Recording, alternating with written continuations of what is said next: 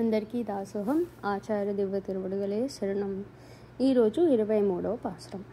మారిమలై ముషంగిల్ మన్నిక్కిడందురంగుం సీరియ సింగం அறிவித்து தீவிஷித்து வேரி மயிர் பொங்க எப்பாடும் பேருந்துதரி மூரி நிமிர்ந்து முஷங்கிப் புறப்பட்டு போதருமா போலே நீ பூவை பூவண்ணா உன் கோயில் நின்றும் இங்கனே போந்தருளி கோப்புடையா சீரிய సింగాసనత్తు ఇరుందు యాం వంద కార్య మారాయందరులేలోరెంబావాయ్.